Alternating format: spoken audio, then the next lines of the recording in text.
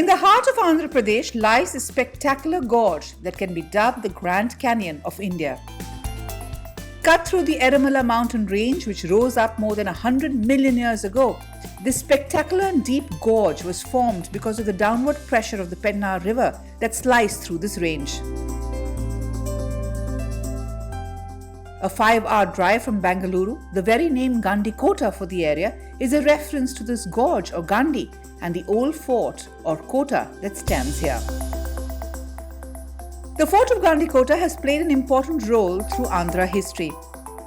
Built by the Pemasani Naidus, who were commanders of the Vijayanagar Empire in the 13th century, the fort fell to the Qutub Shahis of Golconda in 1650 CE and finally to the Mughal Emperor Aurangzeb. Later, Mysore's Hyder Ali stationed his forces here.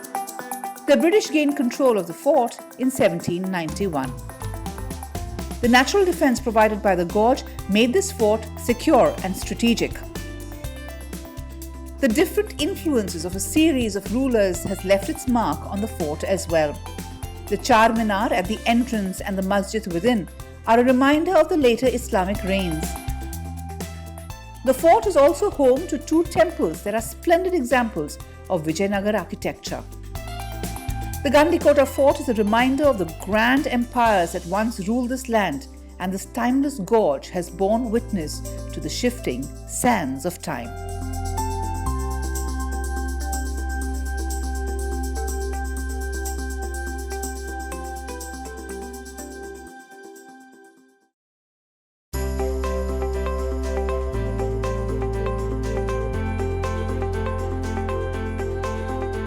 A visit to a toy shop is every child's dream.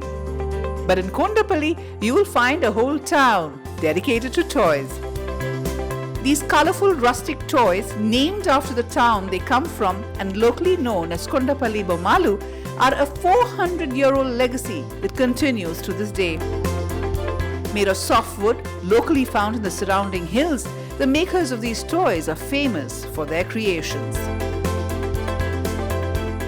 Belonging to a community called the Arya Kshatriyas, who were wood sculptors and painters by profession, the toy makers of Kondapali trace their lineage to Mukta Rishi, a sage who was said to be so good at making crafts that he was blessed by Lord Shiva himself. While that is a legend, these artists are said to have migrated either from Jaipur in Rajasthan or Koraput in Odisha in the 16th century. They probably came to Kondapali to gain patronage from the successive kings who ruled the region from the Kondapali Fort here. Painstakingly chiseled out of soft wood, different parts of these Kondapali toys are made separately and assembled later. These are then carefully and skillfully painted in bright colors using vegetable dyes as well as water and oil colors. The painting is done with soft and thin paint brushes made of goat's hair. The toys depict scenes from rural life and characters from the epic.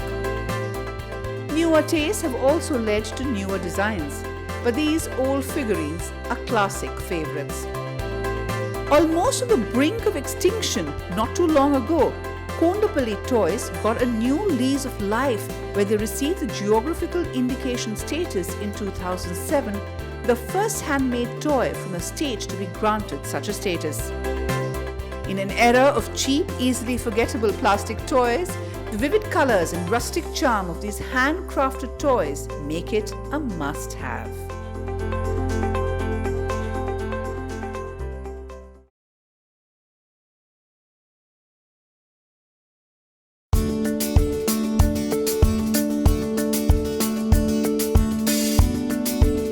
It is only apt that it is this statue of Krishnadevaraya, the great emperor of Vijayanagar, that greets you as you take a turn into the fortified township of Penukonda on the Kurnool-Bengaluru highway.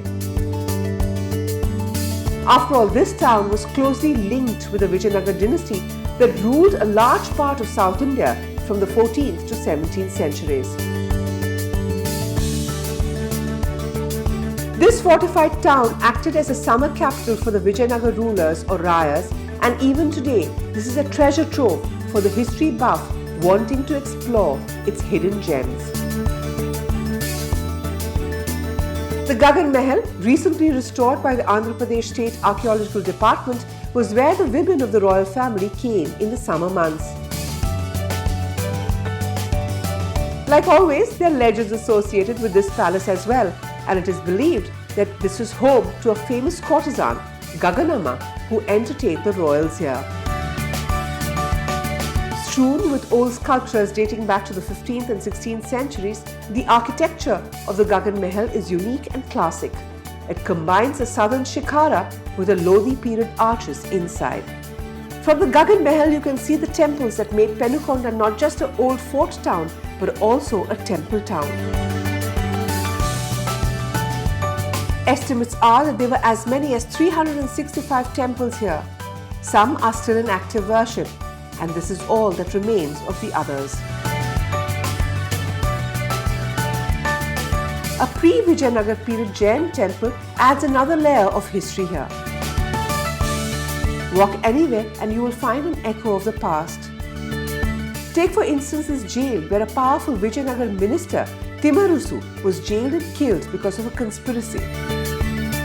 Or this Bauli or water reservoir with a Nandi at its entrance that harvested rainwater. Further afield, within a few hundred yards, there is a much larger and deeper Bauli that is being cleared and restored, clearly indicating the level of urban planning here.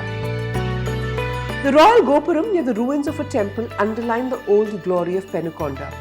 Regal in its bearing, it still stands tall. Penukonda, which is in the Anantapur district of Andhra Pradesh, played an important role in Vijayanagar's history. It was from this region that Harihara and Bukka, the founders of the Vijayanagar dynasty, originated. It was only 34 years after they started out that they moved 165 kilometers south to present-day Hampi, which became their capital. It was also to Penukonda that the defeated King Alya Rama Raya's brother Tirumala fled to after the fateful Battle of Talikota in 1565.